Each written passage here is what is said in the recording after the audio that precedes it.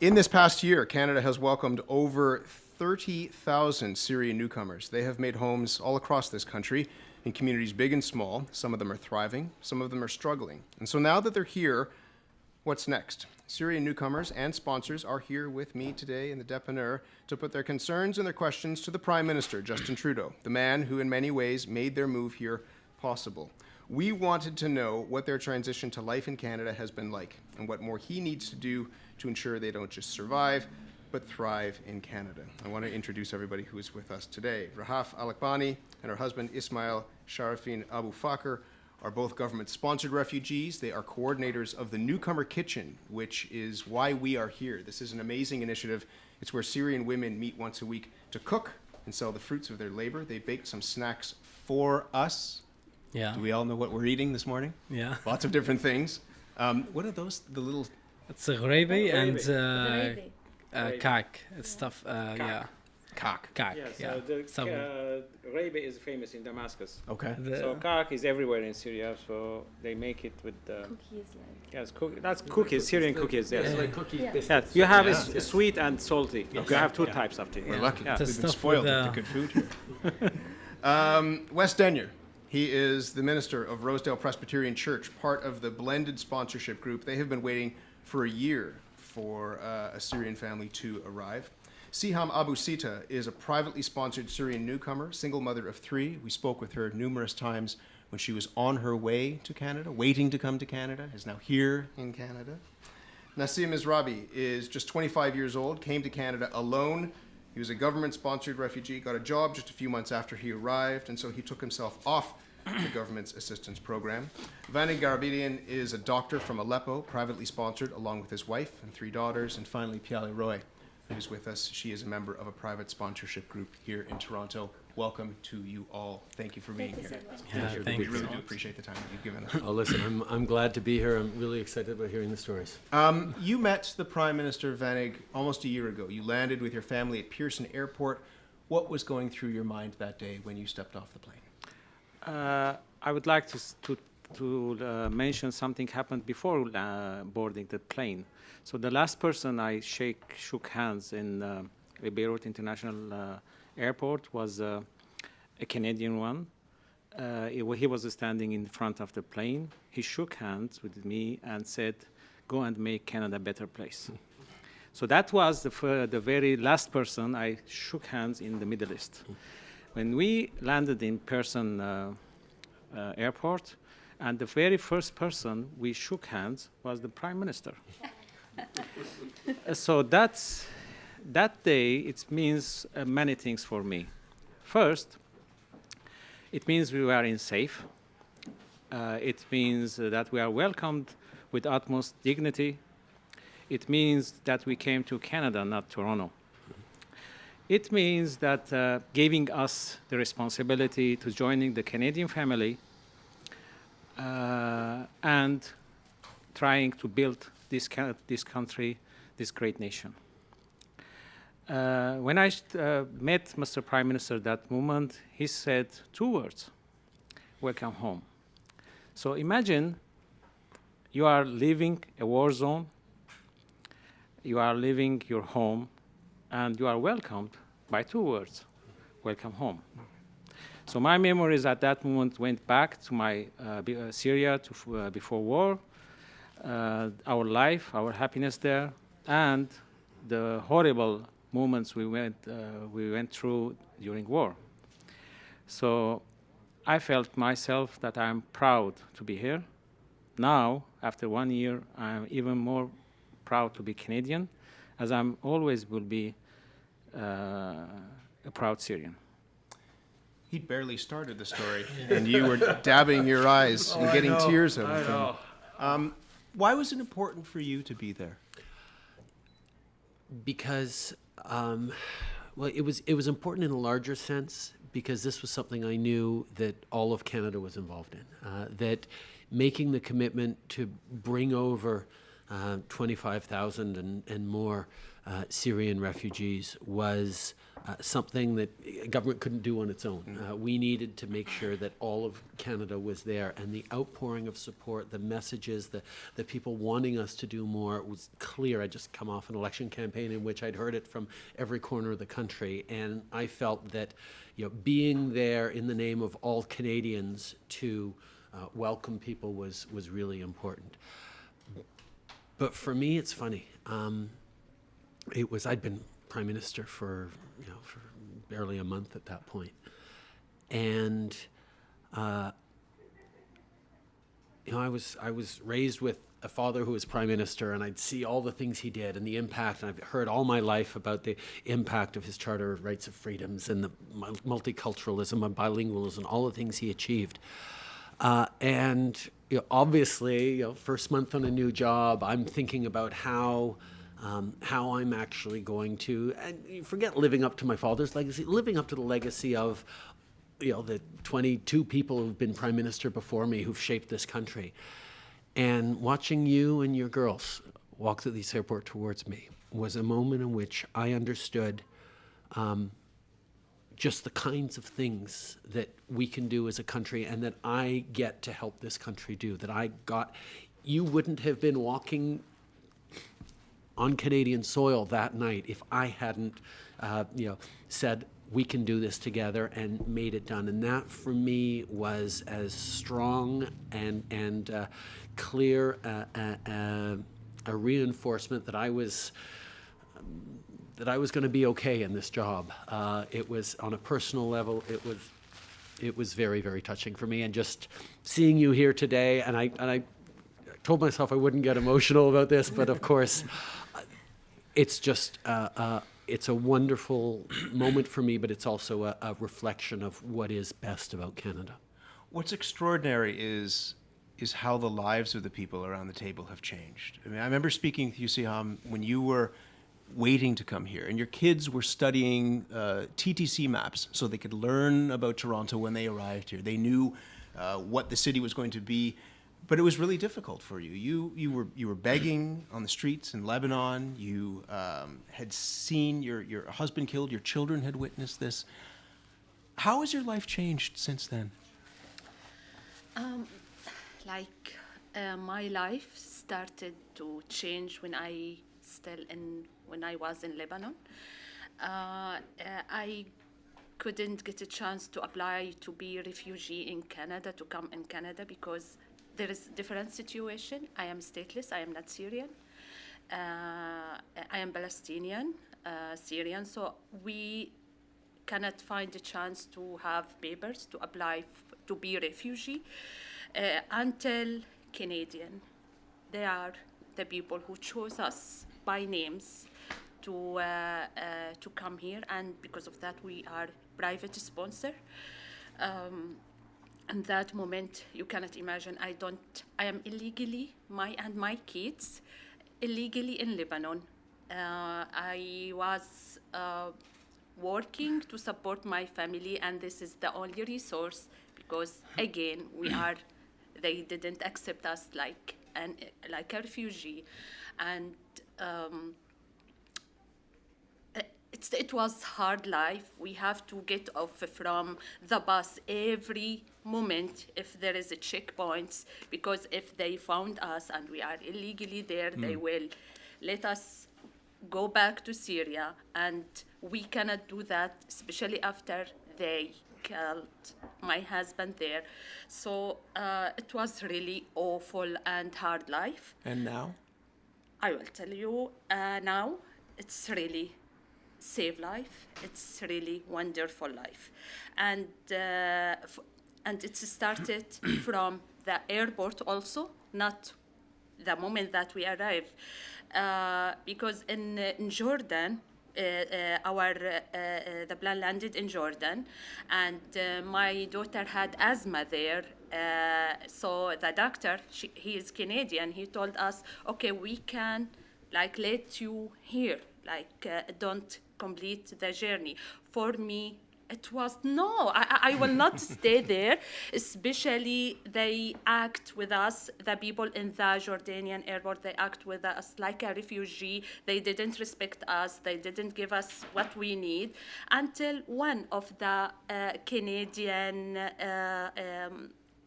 like the people who came with us, told them, don't deal with them in this way. They are not refugee anymore. They are newcomers to Canada. The language matters, right? I mean, Yes. these are not not refugees. These are newcomers to Canada. Yes, and in that moment, I trust the life again. I started to feel it's mean a lot when a stranger really think about you. We don't know you. We don't know Canadian people yet, and they don't know us in personal, but they supported us. Have you given a lot of thought to how people's lives have changed? I mean, just the difference between then and now? Obviously, yes. And hearing these stories and hearing stories like them throughout the year is... knowing that there'd be stories like this, as we all knew there would be stories like this, is a really comforting and inspiring at the same time. Although what you said about language, I mean, it's one of those things that we don't think about as Canada. I mean, like, I just assumed that every country was like Canada, that immigrants would 80% of them become citizens in every country in the world. That's not the reality in countries around the world. We don't realize in Canada because that's just the way we do things. But another thing, I'm constantly amazed when I talk with people on the international stage and I refer to immigrants or refugees as new Canadians. We don't even think about that. It's just what you are. You're new Canadians. That language, people are like, what a nice way of putting it. I mean, and they remark on that as saying, oh, we should really, that's incredibly generous of you to think of immigrants and foreigners as new Canadians. And I'm like, but that's what they are. And you can see a little disconnect in the way we're lucky enough to have grown to think about it, and the work still to be done elsewhere. If you change that language, just briefly, what happens in their mindset? Not in our mindset, because that's important for us, but in the mindset of those who've arrived here. If you don't refer to them as refugees, but you say you're newcomers, you're new Canadians, what happens? Well, as Siam was saying, I mean, she had no state. That Palestinian living in Syria, illegally in Lebanon. There's no there there. There's no grounding. There's no identity. And now it's very simple. You're Canadian. Sounds very simple. You're here, and then what happens? You had a question, Vanik, for the Prime Minister about work in particular. Yeah, during this year, the past year from December 10th when we came here, I made some steps to integrating to Canadian life. So I had a plan. The plan was about my kids, my wife, and me personally. My kids, I can say that their transition is very smooth and quick, and now they are talking about, now they are doing skiing, skating, like every Canadian did. But the thing is about our transition to professional life, because being me, a gynecologist, obstetricians, I know I have some opportunities in other provinces like Manitoba, Alberta, Saskatchewan. There they have a program of making a transition for physicians like under supervised, which means that I need somebody to connect. I did my examination 3 weeks ago. This is the first examination, medical one. I'm waiting for the results. Afterwards, I have to pass a language examination. Afterwards, I will be ready to move to another province. For me, my profession is about dealing with people, to make them treated and make them good. And I know that I went so many conferences here in Canada. I had the opportunity to speak in a very prestigious conference, the annual conference of Society of Obstetricians and Gynecology in Vancouver. I had the opportunity to talk to nurses in Ottawa, and in addition to Queen's University. So this is a land of opportunities. This is a land of how to make you feel you are part of the family. So I want to be a good contribution to the country. So I felt when I met different people in other areas in Canada, they are all the same. They are all Canadians. So I can go wherever. My profession will be integrated to the healthcare system, but I need some support of supervisor, like in Manitoba, like the other areas. In the end, it will be a win-win situation. I'm expert in dealing with people in Syria. I had my private clinic there. I have experience, but I feel that I have a debt too. So debt to the country who gave us another chance to live, to survive. I will do that. I feel that being back to my profession will make me somehow a role model, and I hope I do that. So I'm asking about Mr. Prime Minister about those programs, if I can find somebody to supervise. What is it that we could do to better? I mean, as he says, we are, as a country, being blessed now with knowledge arriving and skills and people who have professions. What are we doing to capitalize on that and make sure that isn't being wasted? No, obviously, we need to do a better job, and there's always more to do in terms of integration. And one of the things that you highlight is, healthcare, and specifically in terms of delivery, being a provincial jurisdiction, different provinces approach it in different ways. Different provinces have different needs, more urgency, more support. Yet there's always a multiplicity of challenges. But I mean, the fundamental challenge, there's sort of two sides to it. One is whenever we welcome a doctor to Canada who ends up having to take a job as a medical assistant, or driving a taxi, or teaching, or is not working as a doctor as their profession is, that's not just one less doctor we have that we obviously need within our country, but that's one less doctor in Syria, one less doctor in the world. We have, because of our system, because of our failing to give you the opportunities, removed some valuable person who would be contributing to whatever society they happen to be in. So we have to fix that and shorten the time in the transition. At the same time, however, one of the great things about Canada is if you go in and see a doctor, doesn't matter what they look like, doesn't matter what their accent is, doesn't matter what their story is, that they're going to give you great medical service. So there has to be a comfort. We can't have people say, oh, wait, you were a Syrian refugee doctor, so we were nice to you, but that's fine that we're nice to you, but you might not be giving me the same caliber of medical care. And that's why we do have to make sure that you are requalifying and demonstrating, which doesn't seem like it'll be any difficulty in your case, that you reach the standard that Canadians expect in their healthcare. So making sure that we can bring those two things together, both in the benefit of a pluralistic society that doesn't discriminate against someone, a professional, based on their story or their background, but based on their qualifications, and knowledge that we need more doctors, we need more professionals doing their work, and it does us no good to have you doing a job for which you're overqualified. And we need to do a better job of making sure that they can move into those professions as soon as possible, so they're not driving taxis and not cleaning offices. Absolutely. One thing, excuse me, I can't expect any physician to go to any country and they say to them, go ahead, you can work. It is not, I can't accept, as a Canadian, I can't accept that. Mm-hmm. We have to have some a program to analyze them, to filter them, as you said, that with quicker time. Yeah. One of the concerns that people have is that if they don't get work, the money will run out. That if you are a government-sponsored refugee, there is a timeline. There is a series of months in which you are going to get support, and after that 13th month, who knows what happens. Ismail, you and Rahaf are government-sponsored refugees. Yes. You live with support from the federal government. How much money do you receive each month? Actually, we receive around $1,400. $1,400. And 23. And where does that $1,423? Got to be specific. Where does that money go toward? Do you have kids? No, not yet. We're planning for that, but yeah. We just received this amount of money, and we pay because we are so lucky. We found through our friends the basement around 1,000, including everything. They make for us very very big favor So you have $400 to leave before after your rent. Yeah.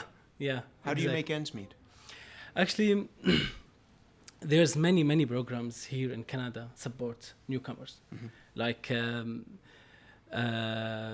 food banks, and there's many groups here support the newcomers. We feel that okay, we have a lot of things we can get support from them, and actually we start from the beginning, from the hotel days. Start volunteering and introduce ourselves in the good way to introduce and to look. Okay, we have the skills and we can work.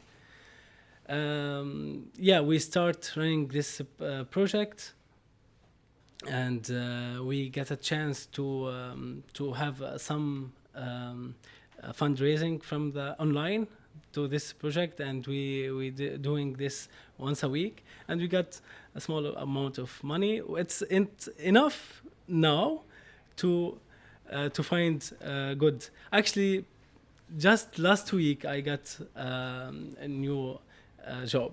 Oh, congratulations. That's fantastic. Yeah.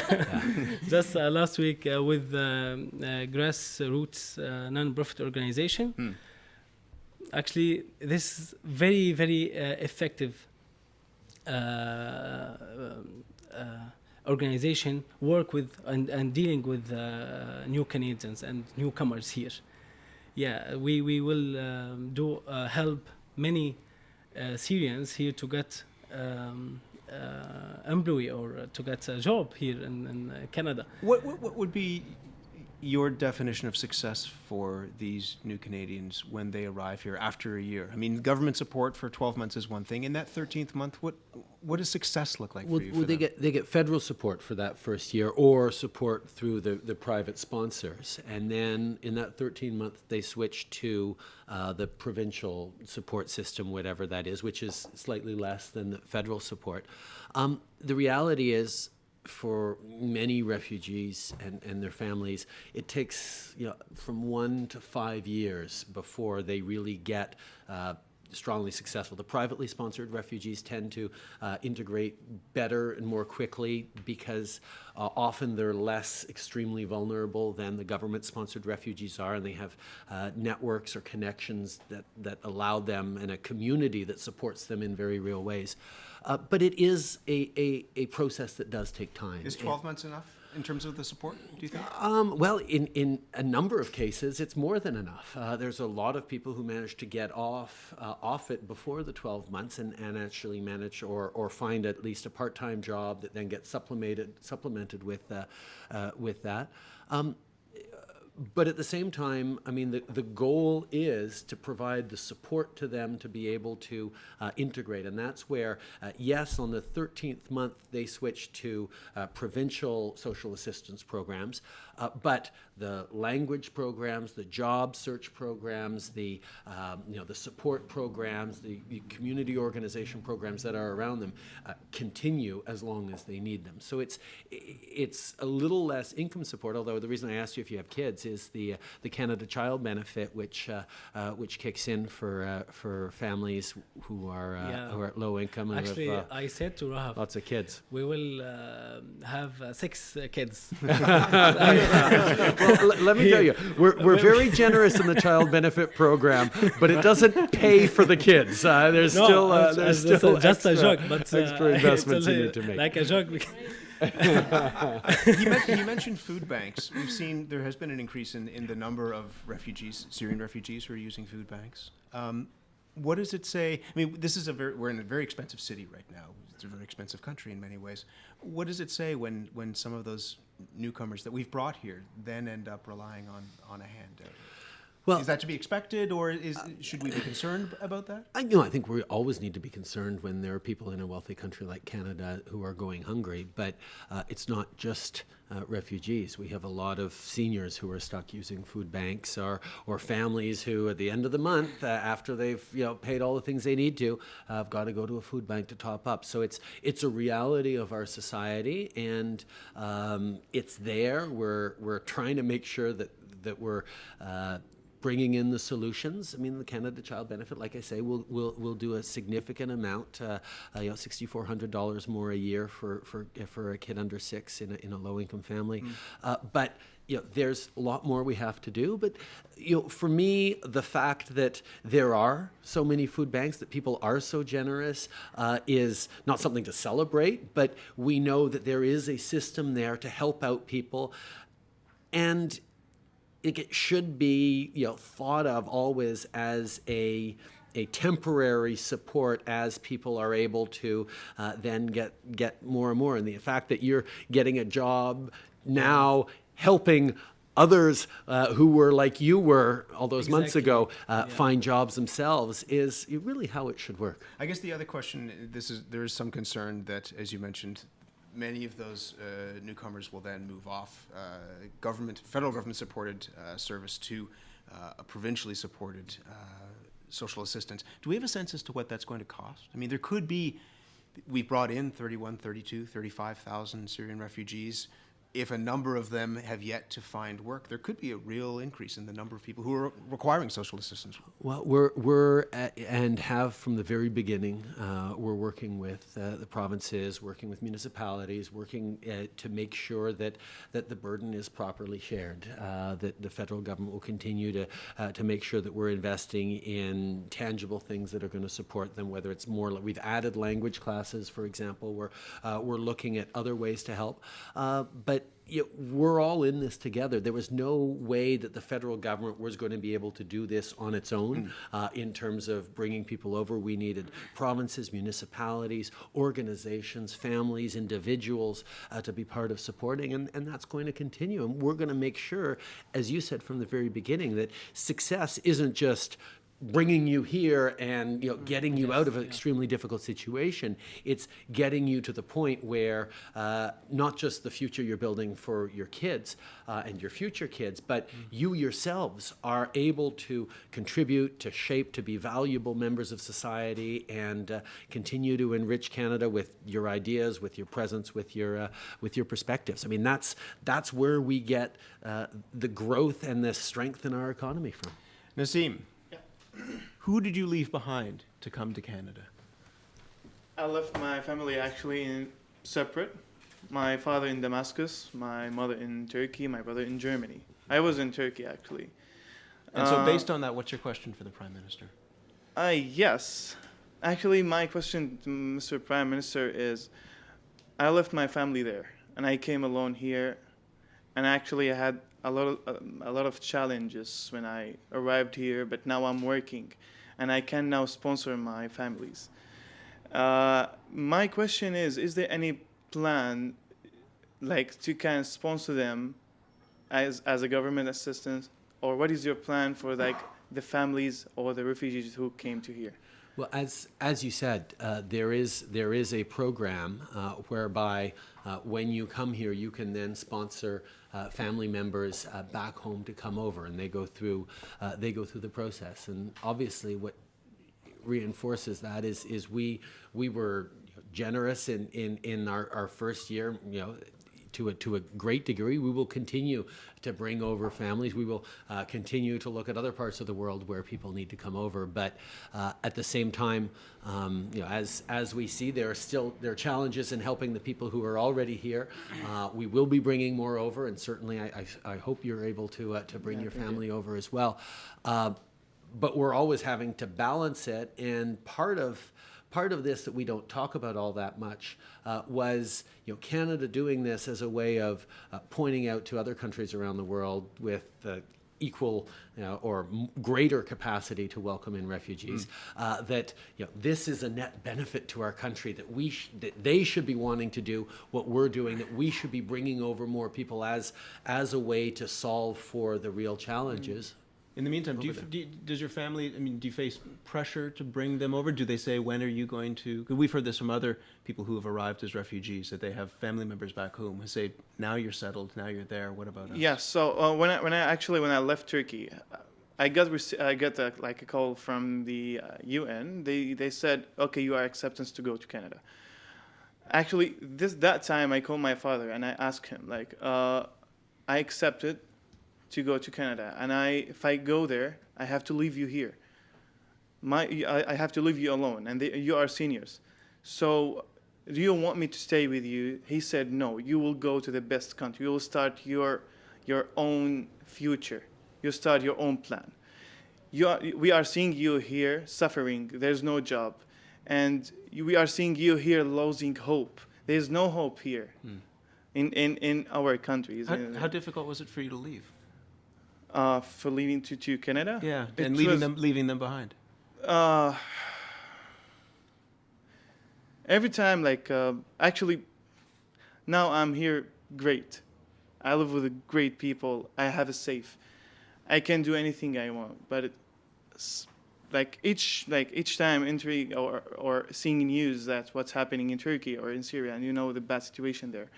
So each 1 hour I have to call them to see if they are alive or are great. So this is the only things that I faced here, that I live here completely satisfied. I have a safe with great people. I have a work. I have everything. But my family is there. What do I have to do for them? Practically, is there anything? Yes, there's a sponsorship program, but that's a long-term and that's an expensive process as well. Is there practically anything that the government can do? Well, there is a process. You can apply to bring over your immediate family now that you're here, and it's designed for exactly this situation. And we've actually left space in our system to welcome over a number of family members. There's a process that has to be gone through, but it's part of our thinking. We know, and that's one of the things that has always distinguished Canada's immigration system in general, is that we know that people are better able to thrive when they're able to bring over their family. You have a similar issue, Piali, in the family that you're sponsoring. Tell us a little bit about that. Our family arrived in the beginning of November, and it was 5 out of 6 people who came. The person who applied to come to Canada was a single man, and he also attached to his file his parents and his sister and her family. And it turned out that the rest of them were able to come to Canada, and he's been left behind in Beirut.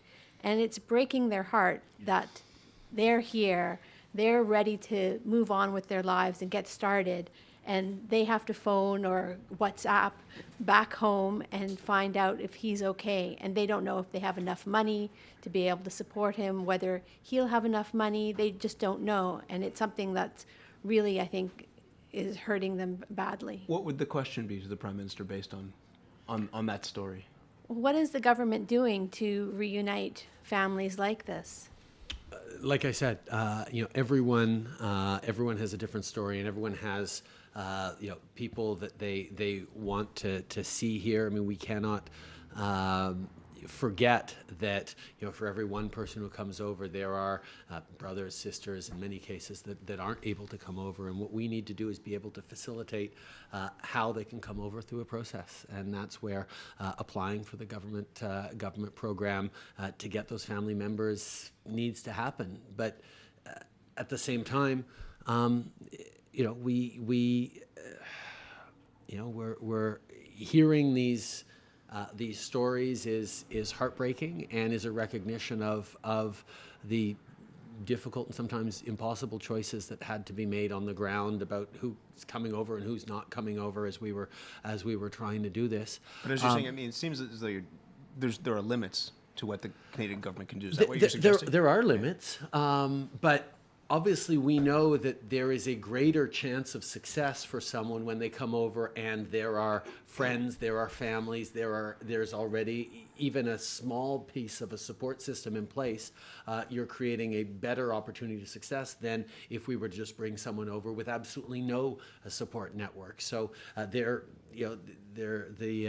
this individual has advantages over other people who are going to come because there's a family that loves him, that wants him to come over and is willing to support him. What would you want the government to do, Piale? I mean, representative at the highest level, what would you want that government to do?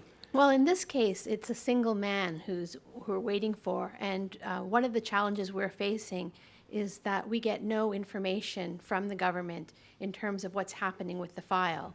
So we have to go through our MP's office to be able to get updates, and that's been one of the frustrating parts of this process. We don't understand why the file doesn't get updated on the computer system, for example. This is something that we've heard a lot about, is a lack of communication, a sense of radio silence from members of the government when it comes to where files are moving. I spent, I was an MP for a long time before I ended up on the government side, and in my riding of Papineau, which is a riding in Montreal where a lot of new arrivals, come as their first stop when they come to Canada, come to Quebec, come to Montreal. We did an awful lot of just asking for updates because people exactly was talking about the radio silence. And the story that I'd always hear back from government was, well, we could give a full-time job or 8 to people whose only responsibility would be to respond and say, yes, your file's still being processed, there's nothing new to say. And to do that all day to the thousands upon thousands of people who are asking for that information. Or we could take those 8 people and actually set them to work on actually processing those files instead of communicating out. So it's a question of resources, and it's frustrating, but they do the best job they can of letting you know when something changes on the file, but these take a long time. But because of that, and because of this level of frustration that I've seen as an MP, because families live, one of the things that we've committed to is actually, properly resourcing our immigration system, looking at how we can be much more computer-based so that you can see real-time updates and we don't have to hire someone to answer you, and we can use modern technology to have it known. We have to make significant improvements in an immigration system that was underinvested in for the past 10 years under the previous government, and that's not a partisan excuse. It's more of an explanation that I hear you, and I know that frustration, and you've heard it a lot, Matt. Everyone knows it. It's really hard to get information out of the system. We're working on improving that, but at the same time, we're trying to use everything we can to process the files rather than to give out advisories on the fact that, yes, we continue to process the file. What have you gone through, Wes, with Rosedale Presbyterian? This is a very similar situation? Well, the problem we had is, first of all, I want to say, to be here today with these refugees as a Canadian is just, I am so proud of our country and so proud of our Prime Minister who I think so quickly, as you said, you had only been Prime Minister a month, and already you have to get these refugees coming in, and that 25,000 refugees came in just 3 or 4 months is just an amazing task. And so, my congratulations to you. And I'm thrilled to meet some of the people who have benefited from the work you did and the work that so many private sponsorship and church sponsorship groups have done.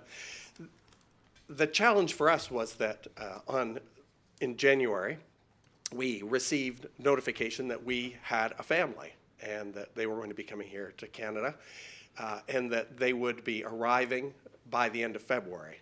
So we geared up as quickly as we could.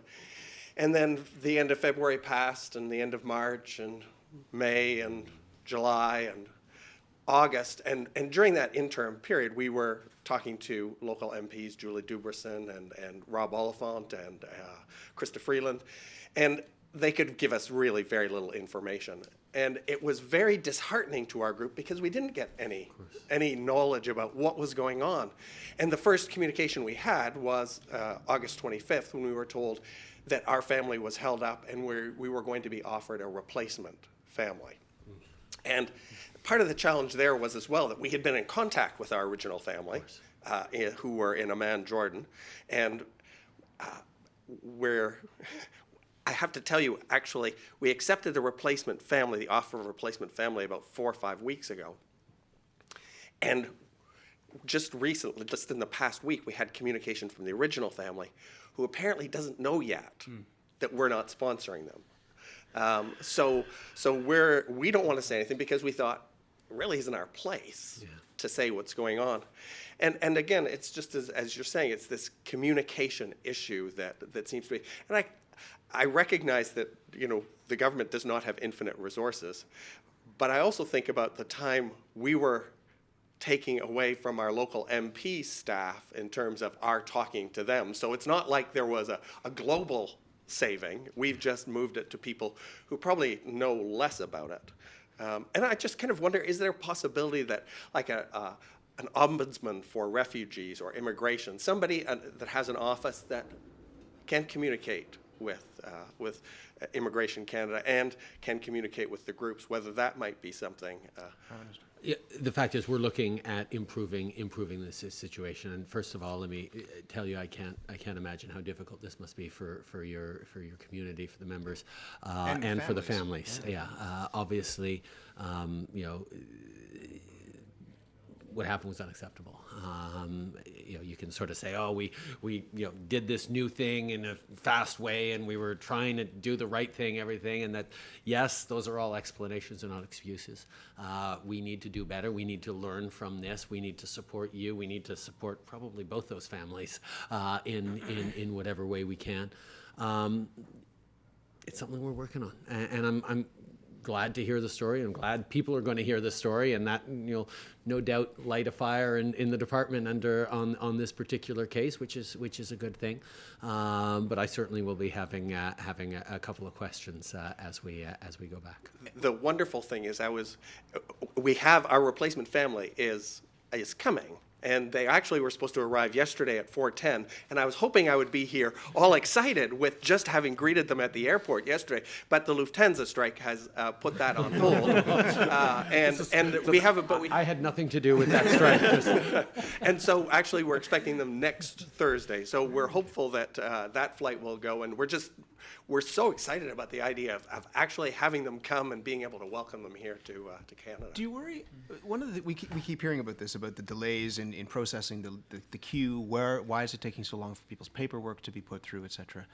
When we spoke a year ago, one of the things that you said is this isn't a government initiative. This is an initiative that's been led by Canadians. That people are ahead of the government in many ways. Mm-hmm. Do you worry that the goodwill of Canadians could be squandered by something like this? One of the comments I got from a group last night was, why would anyone want to be a sponsor? Why wouldn't they just donate the money to UNICEF if it's going to take so long for change to happen? Would money donated to UNICEF have helped you as well as bringing you to Canada, Sim? No. Only when the people sponsor another people, it helps. And this, of course, not to take away anything from donations to UNICEF, which is extremely important, but we're doing something important. We're doing it together. We need to make sure that it's as smooth and efficient as possible. But this is a hard thing. Yeah. This is bringing families from extremely vulnerable situations where you don't have all the paperwork and you don't have, you're scattered in different cities and you're in very different situations, and you're bringing them over to a big country with very different approaches and very different styles and very different, frameworks and jobs and language and all those sorts of things. This is a difficult thing we're doing. But it's an important and it's a good thing we're doing. And there's all sorts of balances. We need to make sure that we're helping you as best we can by bringing you over and giving you the support. But at the same time, we need to give you just as much support as you need to be able to start thriving on your own, so we can have more money to bring over more people and give them then. You're trying to find that right level of being able to do the maximal amount of help for as many people as possible.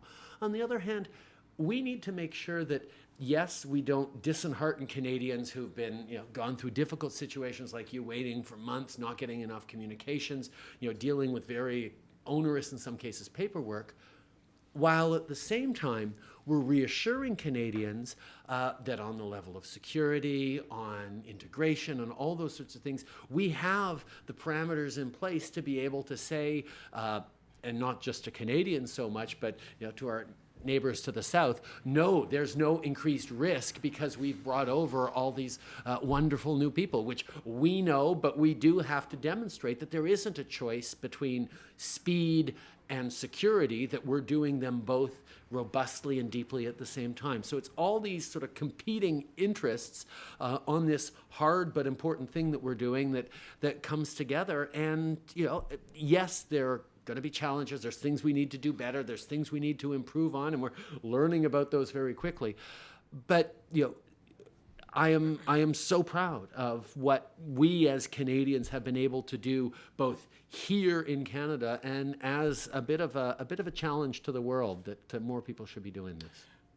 What have you learned about expectations versus deliverance in the last year? That people expect certain things, whether it's around this, whether it's pipelines, whether it's electoral reform, versus what you can actually deliver in the job. What have you learned in that last year? Well, I think one of the fundamental things about governing is you have to do the right thing and the best thing, and you have to trust that people, when they elected you, yes, agreed with certain policies and certain programs and certain initiatives that you put forward as commitments, but that more they're trusting your judgment, your values, the team you're bringing around you, and your capacity to make those tough decisions that aren't going to please everybody, including everybody who might have voted for you. And doing the right things the right way really matters. And there will always be issues in which people will have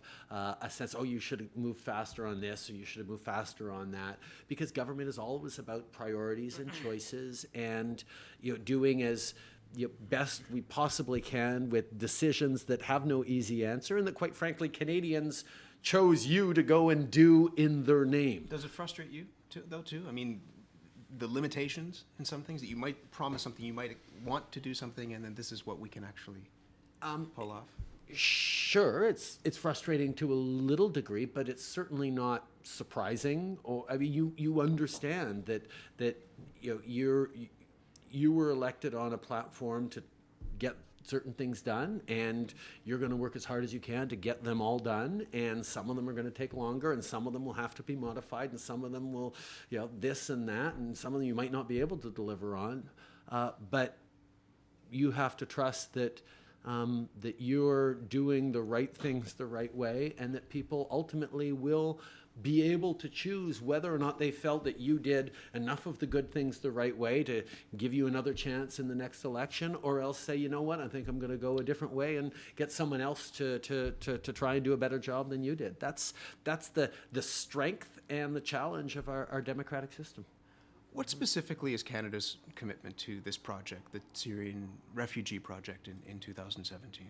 We've seen a pullback in some ways, a renewed focus on economic integration. This comes from the immigration minister, plans to reduce the number of refugees that are being accepted in Canada. We have Aleppo that is being reduced to ash right now. What is our commitment specifically next year? Well, I think when we talk about engaging on refugees, there's three different levels that we have to do. First of all is the direct level. We need to bring over people. We need to do what we can to provide a future and a life for as many people as we can, within the framework that we've set for ourselves. But there's a lot that we can and must do in the countries that are immediately bordering a conflict zone, in this case, Jordan, Turkey, Lebanon, and Turkey, where there are massive camps filled with people who we simply cannot welcome all to Canada. So how can we support the local governments? How can we create, with Jordan, we're working on an education program that's going to be really impactful in their communities, in the camps. We can do more there. And thirdly, we have to do what we can to try and put an end to the conflict that is giving rise to these. You're in Canada now, but there's a lot of people who would like to return to Damascus, would like to have their homes, their lives rebuilt. Now, what there is to return to is, going to be questioned. But at one point, there is a hope that most people are going to be able to return from the bordering camps especially and start to rebuild their lives once there's peace and stability. So what can an international community do on that? And we have to work on all those three levels. And that's why I was at the UN conference on refugees in September, and that's why I continue to talk about how we can and must do more. I have, when you have time, Yes. I have something. Okay. I have something to share and to ask. When, like my personal experience, when I arrived, I was looking, okay, which kind of resources I can find in Canada, like a single mom. I know I sponsored from a church and I have everything that I want. They gave me great support, but I was thinking about my second year, not only for me, but for all, especially single moms, because it's a challenge when only one in the family who can offer all the support for the family. So I noticed there is a lot of initiative to support single moms or single parent. I have something to ask about. It's in the system. If I am if the parent going to like welfare, they will get 7 kind of support. If the mom or dad started to have a part-time job or a job with less, like few dollars, that's mean the government will not support her. I find this is real gap in the system because I am a human rights defender. I promise you, I will keep trying to solve this because you told me just now I am Canadian, so I will try to do my best. And for that, I need all the people cooperation and support because this is the only way to encourage refugee and newcomers to go to the work. If we compare, it's better to stay on welfare program than going to job. How we can encourage them? By your support. Yeah. No, I mean, that's a well-known challenge that happens around social assistance programs in just about any context. How you make sure that you're rewarding and encouraging someone to get work rather than stay on social assistance. How you can create programs that will not have them, work more hours and yet lose money because they could have stayed home and gotten just as much. And that ultimately we want people to have meaningful employment and do better as well as possible. And how we adjust both provincial and federal programs, how we create those supports is still a gap that society hasn't figured out how to smooth out rightly. For myself, we started, I am working like a settlement worker in a Canadian organization. It's Western Neighborhood House. And in the same time, I am a volunteer with more than 120 Syrian women to help them to understand the culture and the society. And I met many wealthy and rich Canadian people. They are able to support this initiative to encourage people to go to the work. So I am wondering if we can find something like to gather all those initiatives in one way, so we can do something that the government accepts, and we can organize this in any way. Different levels, working together on this. Yeah. Two things. First of all, yes, you've highlighted a real challenge that I think better collaboration between levels of government is going to be important. But secondly, I can't help but think, wow, the kind of engaged activism and challenge to not just think about yourself, but thinking about the system and how it can be better for people like you, not just you, is a validation of this Canadian approach to say yes.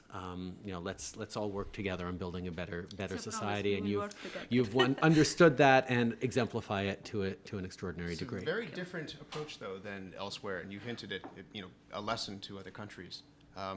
President of elect of the United States, Donald Trump, says under his administration they will accept no Syrian refugees. Why do you think they've taken that approach? I'm not going to answer whys. I'm just going to continue to point out the facts that the way Canada is benefiting from welcoming in people who are so deeply committed to living up to the opportunity given to them. The fact is, I know that people often sort of talk about how refugees or immigrants might be second-class citizens of a country they join. Well, that never happened in Canada, because I think Canadians, to a certain extent, I have. I'm always jealous of the people who get to choose Canada. I got born here. My parents didn't get to choose to come to Canada. My great-grandparents did on the Scottish side, but I didn't get to choose Canada. You got to choose Canada. You get to decide that you want to shape and build a country that lines up with your passions and your values, and you want to build a better future for yourselves and your kids. I mean, we've seen active it's choice. not just in the United States. I mean, there are other governments around the world in the last year, since we have, as a nation, been involved in this, that have stepped away from this, that have tightened up, that have said, we don't want to have anything to do with this. And I just wonder, why you think that is happening? Why the mood has changed?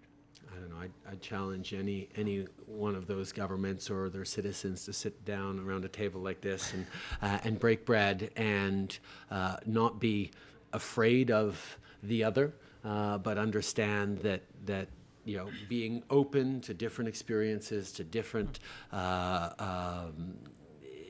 paths and stories as we share the same goals of building better future for our kids, more opportunity for our neighbors, and better peaceful success for all of us, that we're much better coming at it from a whole bunch of different angles and working together to achieve it. How concerned are you about a rise of anti-refugee, anti-immigrant sentiment here? In Canada? In this country? Where people would say we need to take care of our own first rather than bring somebody else in. Oh, I think the stories that you've told about wanting to make sure that that your experience feeds into me doing a better job of taking care of everyone is a piece of that. I think the fact that there's always going to be a temptation by certain people to play on fears and highlight differences.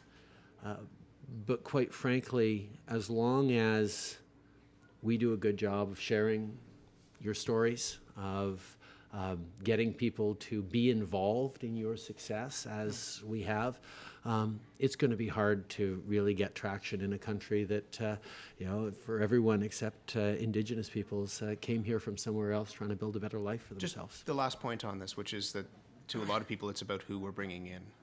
And there are people who believe and understand that there is a benefit from people arriving here. There are others who, as you know, are suspicious. When someone like a candidate for the Conservative leadership says we need to be screening for anti-Canadian values, what's your reaction to that? A few weeks ago, I was meeting a group of Muslim Canadians, and they were very happy to see me, very supportive of me in that particular group. And I said, okay, I'm glad you're all supportive of me, but I have a request for you. You all have friends or family members who disagree with me on this or that or other things, or maybe a little more conservative economically or a little more environmentally out there than I am. The other two political parties have leadership races on right now. I'd like to see more Canadians of diverse backgrounds engaging with parties that line up with their convictions and ideologies to make sure that no party gets to run against Muslim Canadians or any other group of Canadians and demonize them. And I think the way we do that is by getting involved in the whole breadth of the political spectrum in Canada. I mean, I'm happy when people decide that they're more aligned with me and my party, but they should also think about being active and aligned with parties that disagree with me on certain issues. We're almost out of time. I wanted to ask two final questions, which is about just hope in the future. We began in talking about you and your girls stepping off an airplane in this country. What are your hopes for your children in Canada? This question makes me go back to 2003, when my twins was born. At that very moment, I decided and said to my wife, let them learn languages, English and French. And she asked me why. Because at that very moment, I was planning to send them here to universities. So this is my dream came true with the most horrible way. So I hope they will continue their my dreams in going to university and coming a good contribution to this country. And I'm sure they will do that. And Siham, for you, for those kids who sat looking at a map of the Toronto Transit Commission from thousands and thousands of kilometers away, trying to figure out the route that they would take to school, just briefly, what do you hope for them? I hope they can live good life here. They can do what they want, and to be human enough to support another people. To live a good life. That, I mean, it seems like something that everybody would take for granted, but... Yes. I cannot decide what exactly I hope for them, but I want them to do what they want. Because I didn't that, I hope my kids do what they want. To learn maybe music, to be dancer, I don't know. Some of the rawest reactions, some of the most honest reactions have been from kids about what's happening, about how this is unfolding. Your two oldest kids are around the same age as his twins, as Vanek's twins. What do they know about what's happened in the last year? Yeah, they see all different aspects of my job, and the way I used to explain it, or they used to explain it, what their dad did as a politician was, well, I give speeches and I help people. That's what they'd see me give speeches as an MP, and they knew that I said, no, I'm doing this because I'm trying to help people. And the way we're raising them, either bringing them to help prepare a Christmas dinner at a soup kitchen in Ottawa, which we've done, or having them understand that their job in the schoolyard is to stick up for the little guy, and to think about how they can help others, is well, it's the way I was raised, and it's the way most of us are raised in Canada. Do they understand much of the plight of the refugees? A little bit. Yeah. A little bit. They, they do. And we share stories. I mean, they go to a public school in the French system in Ottawa, and there are kids in their classroom who are more recently arrived and who have real challenges, and they're sensitive to it in the way that I'm happy. There's always more to learn. There's always more to do. What will you take, just finally, from this? I mean, you have a room full of people who are directly impacted by the decisions you've made. What will you take from that? Just that there's still a lot more work to do. That we can be proud of what we've achieved as a government and as a country, but that there's always more to do, and that it's always possible to do better. Prime Minister, thank you. Thank you. Thanks, everybody. Thank you very much.